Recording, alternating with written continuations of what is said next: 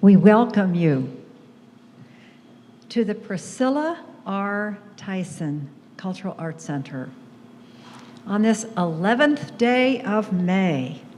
Beautiful day, And beautiful to be at our Conversations and Coffee. I'm Ellen O'Shaughnessy, coordinator of the program. We're delighted to have with us today Christine Cooper Hill, an artist who engages her students, and I see it happening when I go in there. They are engaged with the craft of metalsmith and creating jewelry. From timeless wedding rings and exquisite necklaces to fanciful earrings and dynamic brooches, Christine's one-of-a-kind, handcrafted pieces expertly bring to life the shared vision of her and her clients and students, colorful stories of nature. It's wonderful. And you express that to me. That's just so beautifully said. Christine is part of our staff here at the Cultural Arts Center as a beloved instructor. She graduated from the Columbus College of Art and Design in 1986 and worked for more than 30 years as a goldsmith and custom jewelry designer for major national jewelers. For the past 15 years, she has worked from her own artist-owned and operated studio in her home here in Columbus. Christine says, "What I love most about what I am doing today is being able to work directly with the customers, with people. Their initial inspiration for a design helps my imagination go where it wouldn't naturally go on its own, which I love because it always leads to something lasting and very special for the client. In the end, I'm creating things for people who are wanting a pure expression of love, and there's so much beauty in that." In addition to graduating from the Columbus College of Art and Design, Christine went to the Gemological Institute of America, Diamond Grading Certification, 2001, and the Program Management Institute in 2017. Christine received first place in the Ohio Jewelers Association competition in 1996 and second place in 2005. She received the Greater Columbus Arts Council Supply Grant as an artist in the community in 2015. "Hubby, you've walked side by side with her. Wow." "I know," he says. "You're rejoicing in this with us." Exhibits include Cooperation Garnished, Baltimore Jewelry Center, Baltimore, Maryland, from 2015 to 2016. Christine shares that her favorite tool is the torch. "It is where the magic of my craft takes place." You can beat it and cool it? And what's that word mean? Anneal? Anneal. Anneal. Anneal. Beat it and cool it. Yes. Wow. You make it malleable. Oh. It's amazing. Amazing. With hard metal and make it pliant, take solid metal and make it liquid, and join two unrelated objects using the solder that is alloyed to melt before the objects to be joined. You'll tell us more about this, huh? It's tricky. Tricky. It's an amazing and often intuitive process, which Christine says, "I love it." And this love led to creating jewelry that is constructed through fabrication versus a carved wax model. The challenges in working and designing directly in metal are exciting to me, she says, and force a higher level of precision in the craft. Christine is taught at the Columbus College of Art and Design as an adjunct instructor and served as director of continuing and professional students. Christine's workshops at CCAD were on beginning stone setting and advanced stone setting. We are delighted to have you part of us. Thank you. And celebrating all you've created with this amazing expression of handcrafted art in fine jewelry. Thank you. I was sharing that my grandfather gave my grandmother this ring. And for it to go through the generations where I received it, we had to have a jeweler and somebody who was really talented. Mm-hmm. And I thought of you. I thought, I wish I'd had you so I can take this. Oh, so take it away. Ellen has given my entire presentation for me. Thank you very much for all the nice words. I really appreciate it.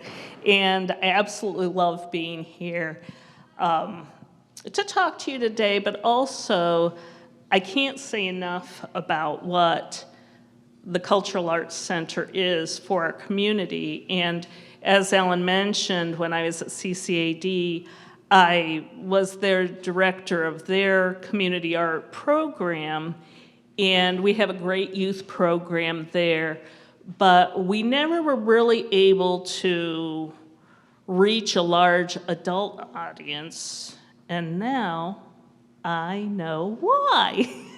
Because everybody was coming over here. And the facilities are just unbelievable. This is the nicest jewelry studio that I've taught in. It's really a fabulous place. So I can't really say enough about it and how happy I am to be here. It's really amazing. I wanted to have a title for my presentation for you, and so I chose hashtag WIP, work in progress. And really, it's kind of appropriate for a lot of reasons. I have entered a new part of my life, in my career. I had spent so many years working for other people, and I'm now really able to explore areas in metal work that I've never been able to do before. And I think that most artists are almost always works in progress. I mean, there's just no way around the fact that we're always cultivating our creativity, we're always creating, we're improving, and we're expanding. And so work in progress, we share our works in progress, but we also are works in progress. And it's really a very rich life. I'm convinced that that's why you see so many artists that even in the 19th century were living for longer periods of time than anyone else. It's because the work was never done.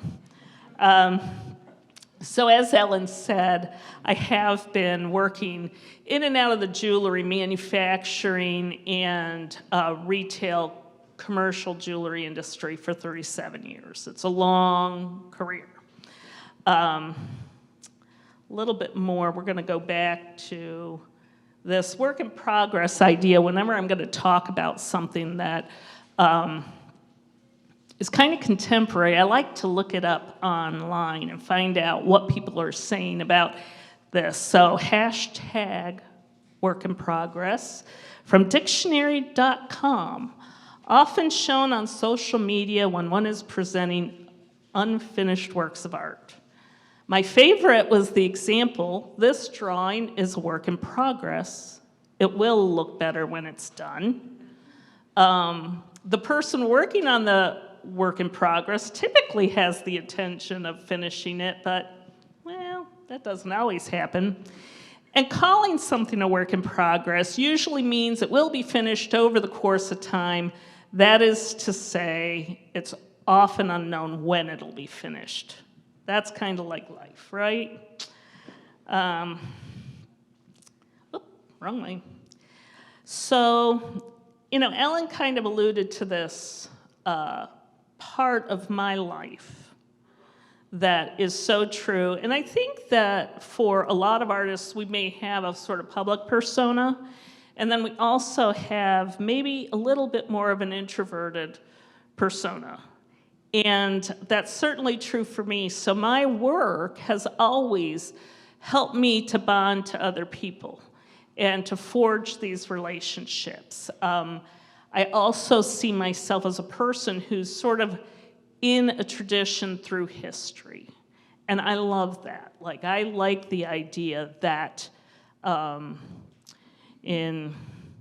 1400, there was a Renaissance artist somewhere casting, Benvenuto Cellini was making jewelry, and I do the same thing. So there's sort of a span over history, which I just love. And then the teaching component of my life has been one of the most important things that I've really ever done. It has been more satisfying than anything I've done. I love sharing with people my knowledge, my ability, and more than that, I love seeing them get fired up and excited when they have completed something. It is just a really important part of my life to see that. So a little bit about how jewelry is made and what I've done as a custom designer. As Ellen said, I have a degree in fine arts and have worked on designing and do renderings and everything. So when I sit down and I work with a customer, I typically do develop a design on paper and usually a few different versions so that we have something to choose from. And then I carve a wax model. And I carve it absolutely as it's going to be because that model is then cast. They put it in a plaster Paris housing. They inject the hot metal into it, and out comes the golden piece. So it is, a really neat process. But I have to tell you, the truth about the jewelry industry is they're very reliant on this way of manufacturing because it is also more cost-effective, there's less weight, and it's easy to produce large numbers. And so the jewelry industry has really kind of, I don't want to use the word dumbed down, but really overly simplified what jewelry is. And it's, completely fine that happens for that industry. But my concern is that some of the other techniques that people have performed traditionally are disappearing. And I don't like to see that happen. I think that really a program like this, a craft center, artists sort of working on their own are more likely to keep more traditional fabrication methods alive. And so I think it's really a good practice. Even as I was working in the industry, we went from hand carving our wax models to I would hand my drawing to a CAD designer, a computer-aided design, and they would tick it all into the computer, and we'd 3D print the model, and it kind of took a big part of my job away from me. Not necessarily bad, and I'll kind of explain to you why. So these are 3 pieces that I have created for customers, and the first 2 here are pieces that I did carve a wax model. And so very strenuous, especially when you're doing something like this piece. I mean, I wish we would have had a CAD because those diamonds go all the way around that ring, and to get those placed perfectly with their prongs and everything, it was really a trial. It took me a long time to get through that. And then compared to this piece that I did do a drawing and then handed it to the young lady that I was working with, and she put it in the computer, because I might be too old to learn that, I don't know, it doesn't really appeal to me. But she was able to create the piece, we sent it out to the caster, and I can see the difference. All the little diamonds down the side were so easy to set, there was no struggle. You can tell that the circles around the diamonds are really, beautifully formed, and so, it's not that having these kinds of technologies is bad, it's different, right? Some more pieces that I've done, and again, Ellen has talked about that, the connection that you have with human beings when you're creating pieces for them is so special, and certainly a reflection of love, hearts, right? The first piece I did for a woman who I had the pleasure of working with for many years. She was older. She had gone through open heart surgery, and she didn't think she was going to make it. And so she said to Bill, I'm sorry, I just don't know if I'm going to make it out of the hospital. And he said, well, if you do, I'm going to take you to the jewelry store, and I'm going to buy you another diamond.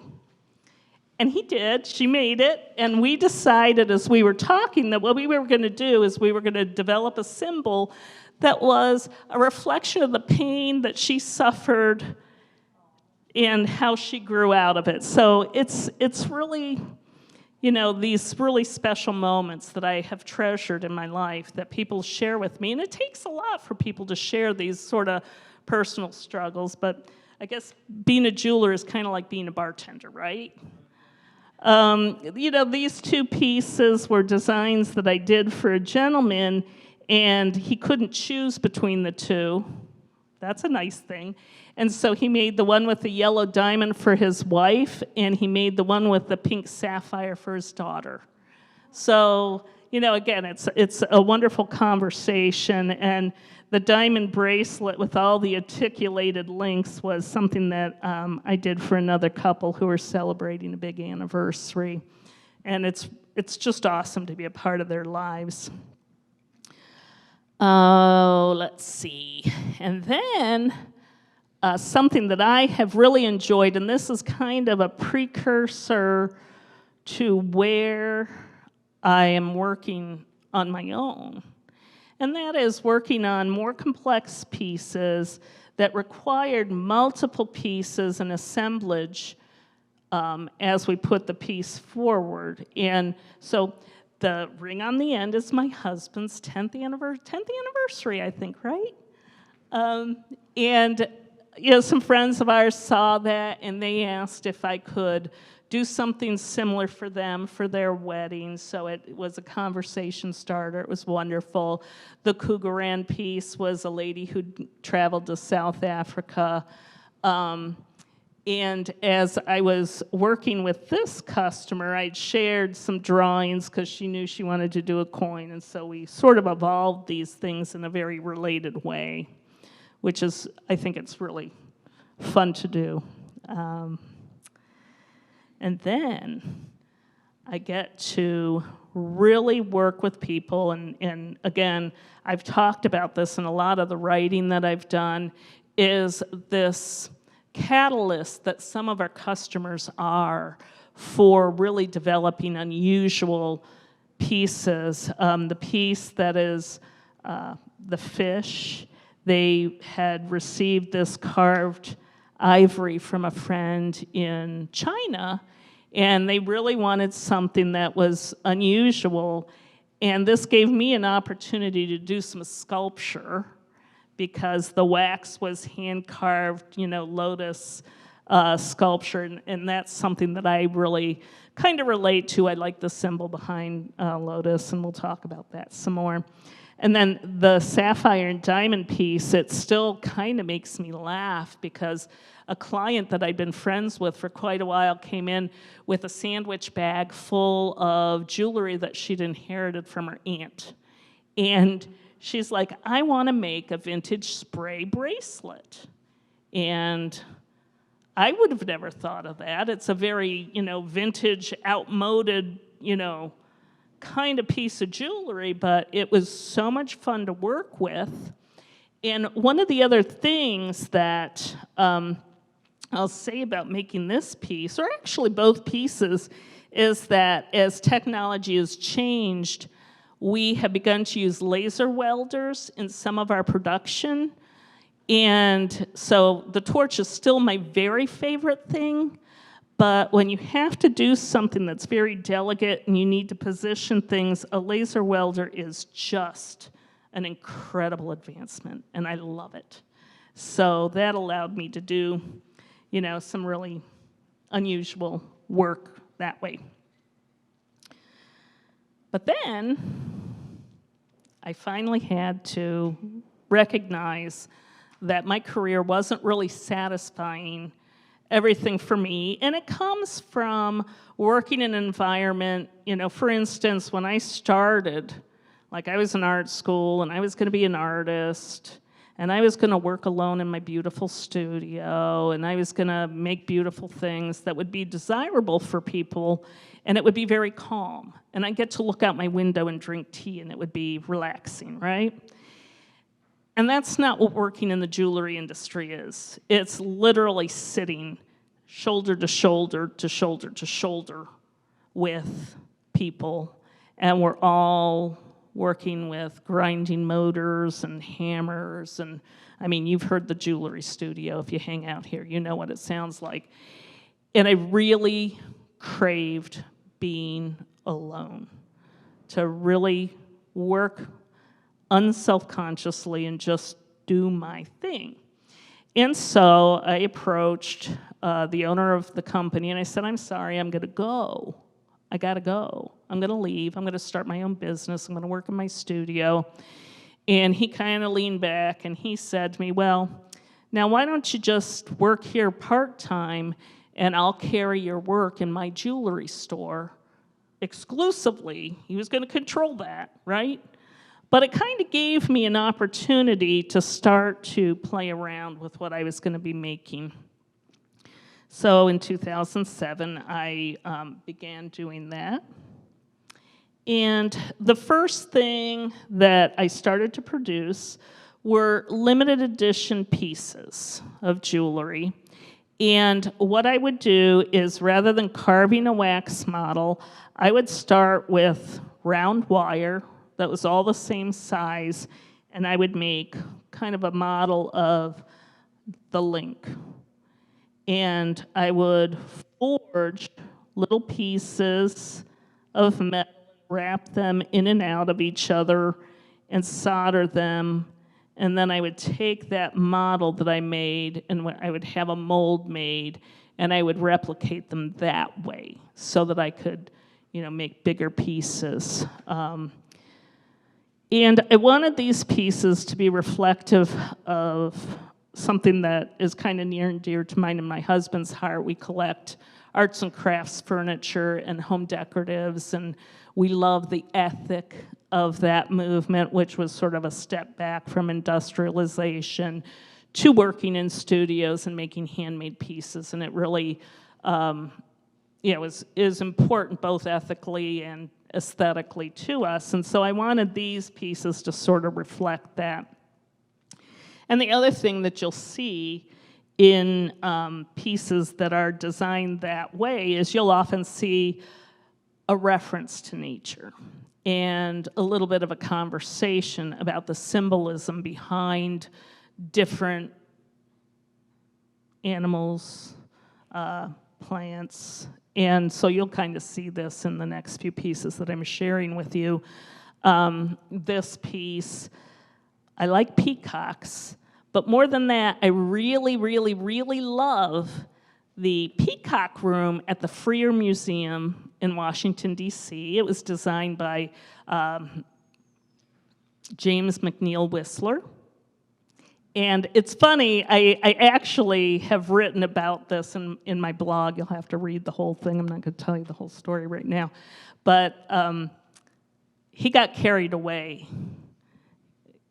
He was told he could do a little bit of fluffing up, and he made this room that's like the peacock room.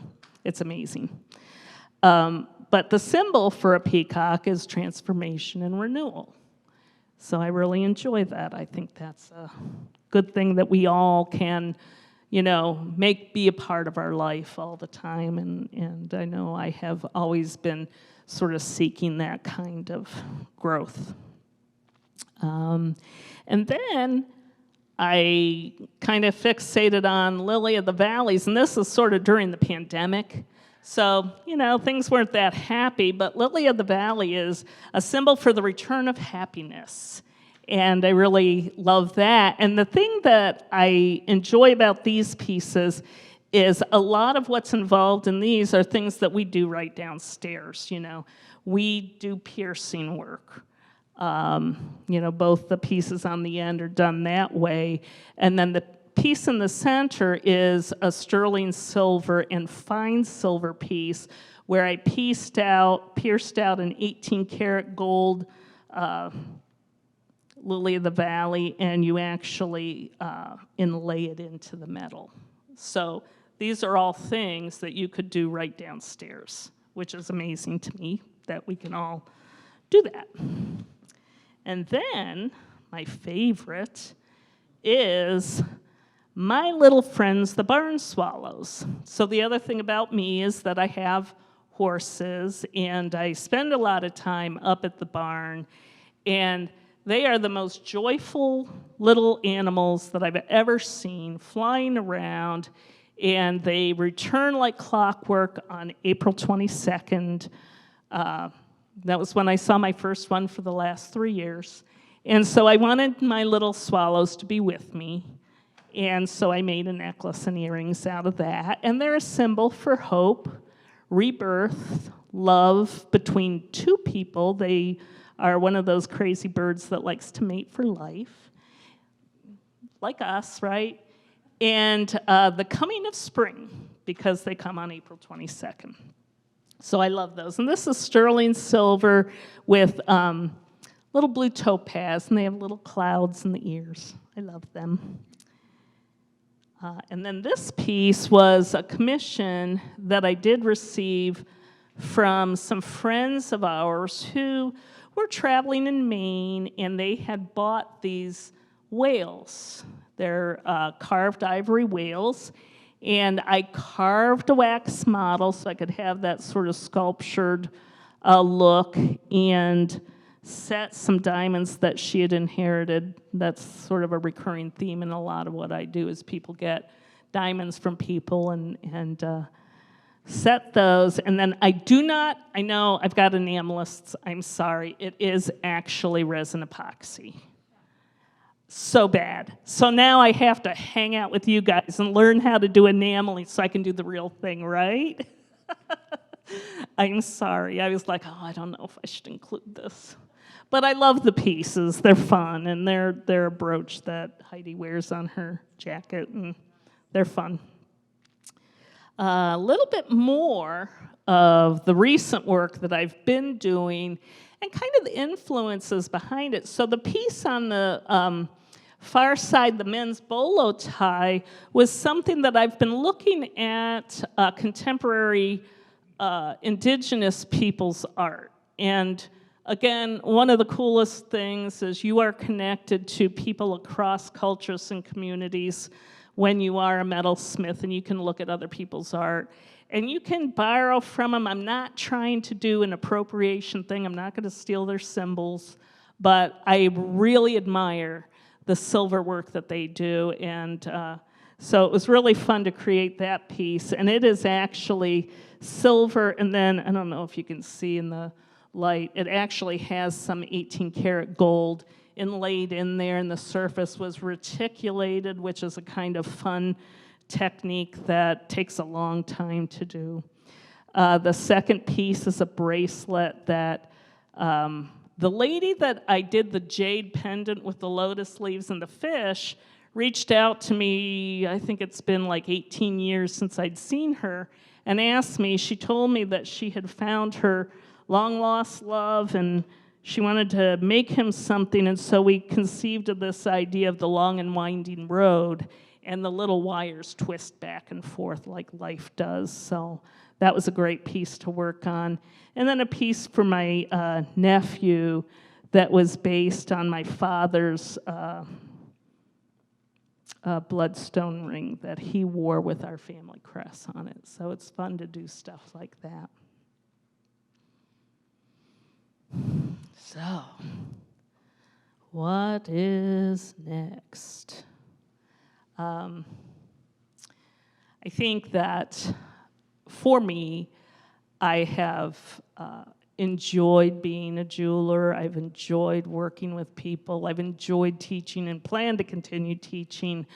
But I also really want to kind of move back to this idea of being an artist who's creating objects and sculpture that aren't necessarily tied to adornment and wear.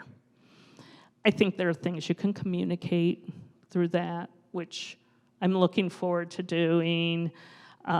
So relief sculptures and hollowware. And I brought some works in progress, which is really hard for me to do.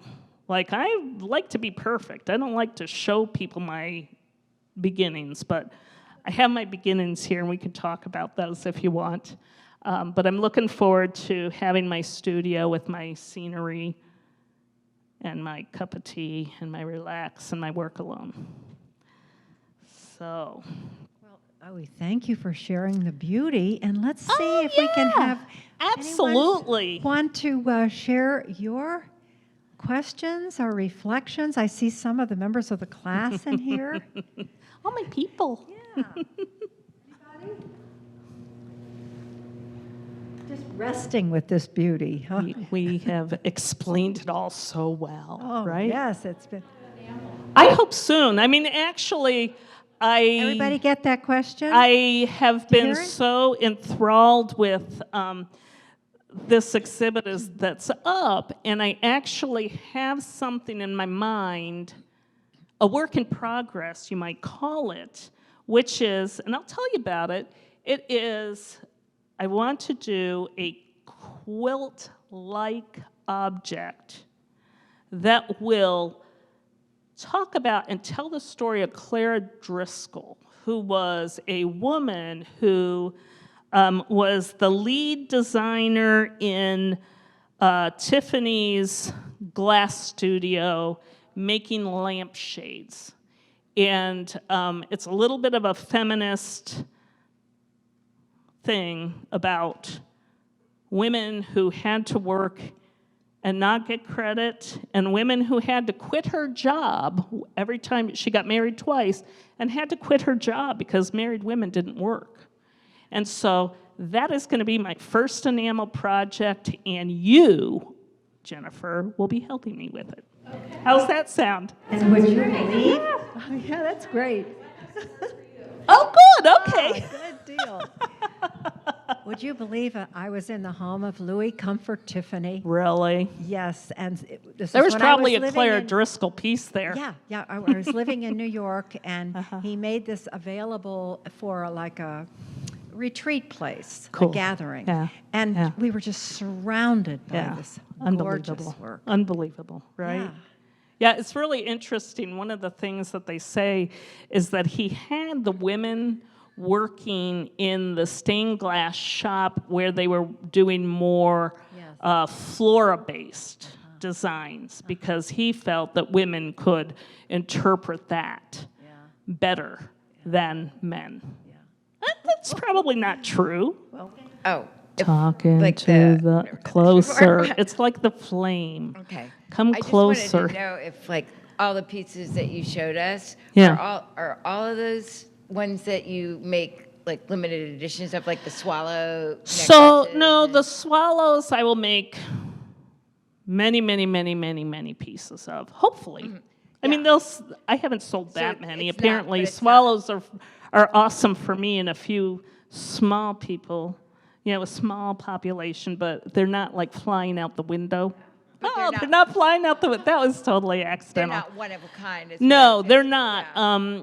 So this is a limited edition, and I'll make up to 150, and I've only made like 20. Yeah. So there's still plenty of room if you want one. And they're numbered on the back. Thank you. Oh, at this Billy's got a beauty. question.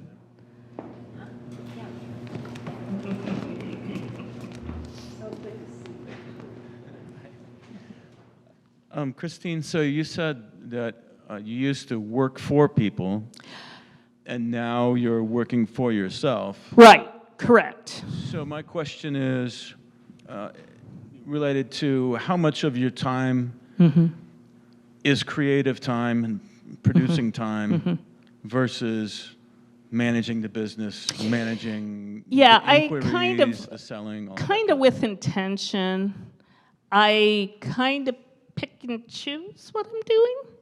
And it's not to say I won't, I will, but I try to limit it to one or two projects at a time. You know, I try not to get too bogged down by that. I try not to do repair work anymore because it's kind of fiddly and a lot can go wrong and there's a liability there that I'm not that eager to manage. Some of the things that I do are as simple as doing an engagement ring, so I'll source a diamond for someone and I'll do that. I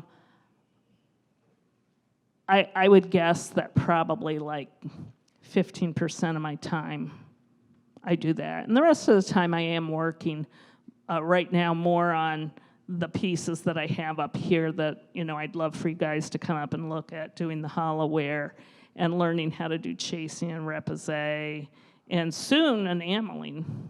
Enameling is coming.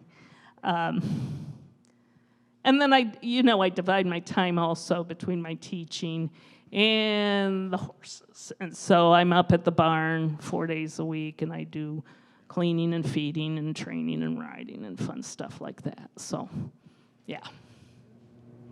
All the stuff. And, oh, the other thing, I have to learn how to play guitar, right? Maybe we could trade. Do you want some jewelry? Does everybody know Billy Spitfire here? He's famous. Yeah. So, what do you guys think? Anything else? Yeah. Could you talk about liquefying the metal? Oh, sure. So what happens, she asked me if I can tell you guys about sort of the casting or liquefying the metal process. And ideally it doesn't happen when you're working on something that you don't want to liquefy or melt. But when you're doing casting work, you do have to heat the metal to that liquid state to be able to inject it into a mold. And so typically you'll use, depending on the casting equipment, if you're working in a manufacturer, they'll actually use like a little kiln, a little tiny, it's about, you know, that big kiln, and they'll put all the metal in there and they'll superheat it in there and then pour it out. But when in our studio you're doing casting, you have a small crucible on the end of a long steel tongs, and you actually have to take your torch and put the grain in, and you put a little like fluxing agent like borax, or they make some refined casting fluxes, and you kind of sprinkle that in, and then you just heat it up until it's all molten and liquid. And then our setup here is, it's called centrifugal casting. So you actually pour that in, and then you release a handle, and the piece has an arm that swings it hard, and the liquid metal goes into the casting. In the industry, they actually use, it's a lot more controlled, less room for error. They'll use a vacuum caster where they have this electric crucible and they'll pour it in, and at the same time a vacuum will pull it out. And when you're doing that, you can cast hundreds of pieces at one time. But it is pretty amazing. Then the other thing that Ellen mentioned was the annealing process. And so whenever you're working in metal, as you're hammering it, for instance, it becomes harder and harder and harder. And that's because your little molecules are getting smashed together and they're lining up really rigidly. And so then you'll take your piece and you'll heat it until it is kind of like glowing a dull red, and then you'll quench it in water unless it's nickel, and then you let that air dry, which I didn't know for a long time, so I was really frustrating myself. It's nickel. Nickel. Nickel metal, it actually has to air cool instead of that sudden quench. And same is true with white gold. But then the metal goes from being really rigid and hard to being very pliable, and you can actually bend it with your hand. It's amazing. It just, to me, is so amazing. And so the pieces like that I was talking about here, I would take this, same size round wire, and I would hammer this flat, and this would stay round, and I'd hammer this flat in the opposite direction. But then to get these really fluid bends, I'd have to re-anneal it so that it would be pliable again to put together. So it's pretty fascinating. And the funny thing is that I say that the torch is my favorite tool, but when I was in art school, I had an instructor I don't know how to describe him. He was kind of a smart ass. And he stood up there and he was, I'm sorry I used that word in public, that's awful, right? But he was demonstrating welding, and the first thing he did was tell us all the ways we were for sure going to blow up the building. And so I was like, I am not going to weld, ever. Never. And then when I went to work for a manufacturer on the first day, my boss said, hey, I'm going to have you solder posts on earrings. And I'm like, oh no, the torch. And the woman that was teaching me how to do it was showing me how, and in the industry we use a flammable flux instead of the one that we use here.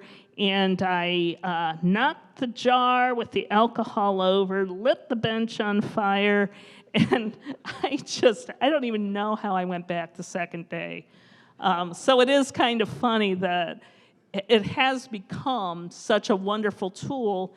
And one of the things that I really appreciate in my teaching is that when people first start using the torch, it is pretty intimidating.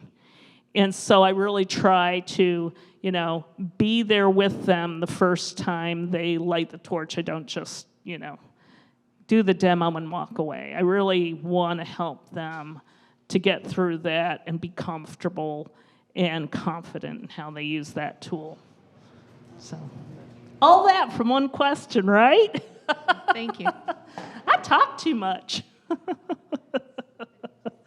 Well, I notice when I go into make announcements about Conversations and Coffee, your students are just so excited about what they're doing. Good. Yeah, I Yeah. try. Yeah. It's a fun group. Yeah. Thank you. So, I see a student here. Tell me what you do as I'm seeing you working so. Yeah, Stephanie, you tell us. What do we do in class? Oh, it's exciting to watch you. We do all kinds of creative things. Like Yes. somebody was saying the other day, like we work really hard, and it's also like group therapy.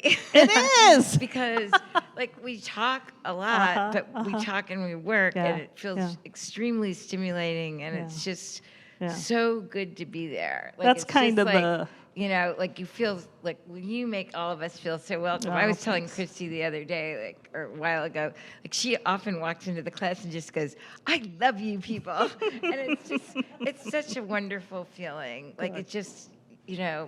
you teach us so well and make all of us we get to know each other, Yeah. and that's really I think it's conducive to creativity. Yeah. Well, I think that's what community art education Yeah, it's truly really is. nice. And it's,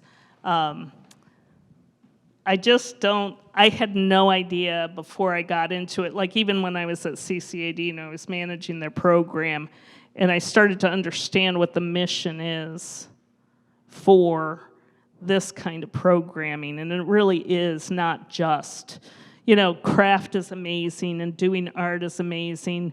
I have one woman who comes to one of my classes who's, 80 years old, and she's not really doing a lot in the class, but she's so happy to be there, and she visits, and she reminisces, and she does her thing. And that's so important. And so, I get bothered if someone is like, oh man, how am I gonna, because you do have to find modifications for people as their bodies change. And I find that the challenge and the joy is helping people to find their best creative selves. Yeah. And what are you working on in class? What are you creating? What am I working on?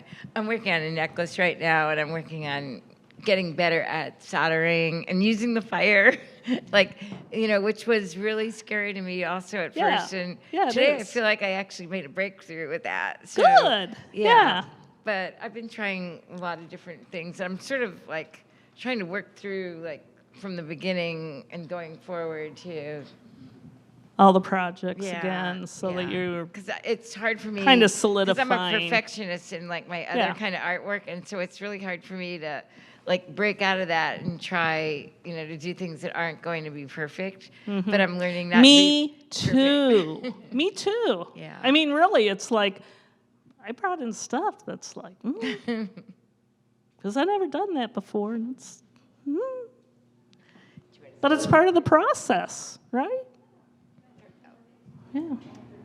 Well, I just wanted to comment just on. I mean, this is very inspiring. Oh, just- good. Yeah. Yeah. So, love seeing the evolution of your work, and I've told anybody who asks me about, what are you doing there? What in class, whatever, and I always praise your teaching. Well, thanks. And as I Thanks. mentioned before, your patience, and I'm not saying this as a a testimonial, but I really appreciate it. Yeah. And when you were saying that you're always there the first time for soldering, I want to witness that you've been there the third and Every fourth time? and fifth time, and I wait patiently. Yeah. And Christine has a way of saying I'm there, I'll help you, whatever, So I appreciate That's what it. it's about, man. Yeah. So, it's been a great experience. I just am thanks. thrilled. And it is just the whole, the resources of the studio Are and amazing. for all the classes. Yeah. This is just, Yeah. I know it's just kind of a silly pun, but this place is just a gem of Yeah, absolutely. I mean, and it really is. It's like, I don't know why I didn't know. Because I've been in Columbus since 1982. And I've been to exhibitions here before. So, How beautiful to say a gem. yeah. This place is a gem. Yeah. Anybody else? What is your hubby gonna say here? Oh, Lord. I love to watch his facial expressions. Oh, Lord. What Here she would you like comes. I do have to say that this woman inspires me every day. Oh, thanks. This woman inspires me every day through her Thank you. love of life, love of teaching, love of the people she teaches, love of her horses, me. I Yeah. don't know why. I was hoping you'd get there. And just her devotion and through her whole life to her craft. And it's so inspiring to me because she has so many qualities that I lack. And Yeah. so He's an incredible artist, she's wonderful. too. Yeah. When did you two meet? Yeah, we met. We met in college, and we were both involved with other people, right? We were. And then those relationships ended. And someone mentioned him, and I'm like, oh, yeah, he was always such a nice guy. And she called him, and he came over, and we had some wine. And then we were inseparable, right? Yeah. A jewel of a story. Yep. Yep.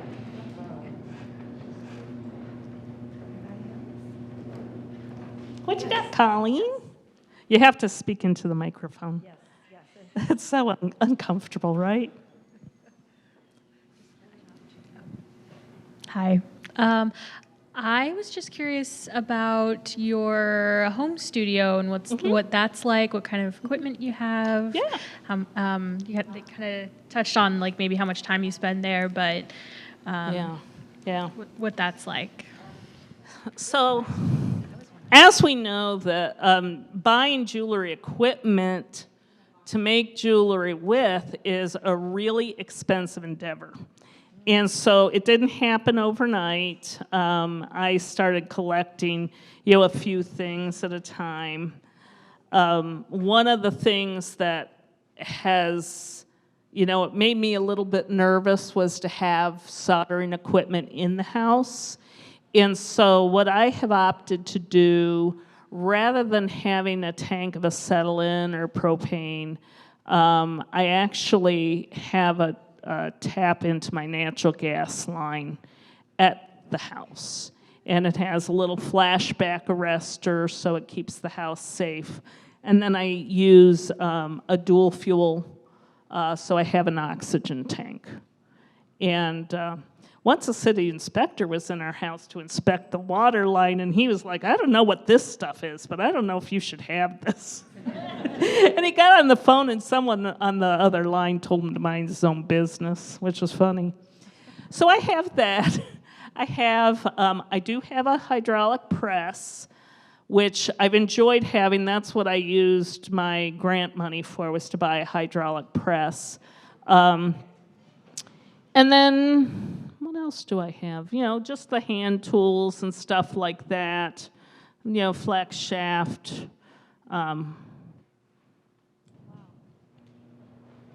I think that's all, really. I mean, what else do I have? It is an awesome setup. I mean, I have everything I need, but it was definitely something that I bought a few things here and a few things there, because, even like a nice pair of pliers is like $20, and so it's not, direct. There was a gentleman actually recently who was a local silversmith. His name was Alex Loik, and he passed away. And his family was donating some equipment like stakes. So I have some big stakes like we have downstairs, so I can now do my hollow ware at home. And when I do that, you guys might not know this, but we actually use our stakes on a tree stump that's about this tall. And so I took Alex's stump, and we have it on wheels in the garage, and I can wheel it outside and work in the sunshine, which is, that's my dream, right? That's cool. I do have engraving stuff, so I can do like big plates and stuff. I don't have inside ring engrave or anything like that, but yeah, I got a lot of stuff. Thank you for that question, because I was wondering, the workspace. I is stamp incredible. out forms. It's like the one downstairs. Yeah. Is anyone wearing a work of jewelry right now that really means a lot to you? What does it say back to you? And that's really what Christina's saying. Yeah. This Yeah. beautiful relationship with it. Anybody have something on or something at home? Yeah. Okay, well, you know what? Figured you were here. Yeah. I have not had the pleasure of having you as a teacher. Well, but you I've should come join us sometime. up, I know you're a Saturday person, right? Saturday I subbed person. for you the one time. You did. Yeah. But this is one of my pieces. Yeah. Yeah. And oops, Oh, that's okay. don't move. Well, We'll find it. There it Oh, is. but you know what? I'm sure it's okay. It's fine. We'll know how to put it back. We'll know how to put it back together. Well, that's fine silver, and it's the little stone is a smoky Is it a chalcedony? Aquamarine? Okay, smoke. yeah, I'd never seen one before, but yeah. this is my kind of art. Right? That's Absolutely. And some of everybody- Barbara's work is on the wall along with Jennifer's and some of the other people that work Yeah. here. I love this place. Yeah, it's amazing, right? And almost, I have not had a bad teacher here. Good. And, you know, I'd love to take your class, but Yeah. Colleen on Saturday is fantastic. Oh, absolutely. Heather, whenever she substitutes. I Mm-hmm. mean, I love this place. Yeah. Yeah. No, see, they're pretty indestructible. Indestructible, that's another wonderful thing about jewelry, huh? Yeah. This has gone on for hundreds of years. Hundreds of years. Anyone else have a work of jewelry? At least, if it isn't with you now, is it at home? I like hers. Oh, yes. Now, this is Arlene Teal, a wonderful artist here for many years. And she gave me a box of these beautiful pins. It's like days before she died. But she just trusted I would wear them. Well, I do, don't I? Every time I come to the Cultural Arts Center, I have one of her works. It just says, she's among us still, huh? Anyone else? Have I seen you in Christine's class? Yeah, I have. And you're Uh-oh. working There so she comes, Zach. diligently. What would you have to say? Oh, no, I just, I really appreciate Christine's class. It's a lot of interesting, it's a new process for me. Yeah. But yeah, I've been really enjoying it. I'm Good, just good. starting out, but it's great. Yeah. You're a great teacher. Well, something about Zach that I think is so cool is that he's an incredible draftsman. You kind of do sort of comic fantasy drawings, and they're unbelievable. And so his first project, he kind of drew from that and made a dragon. So really, really, really neat. But Zach is unbelievably gifted. And so it is fun to sort of jump into another medium and see how that works for you and what else you can do with it. It's really been fun to have him with us. Yeah. Mm-hmm. Yeah.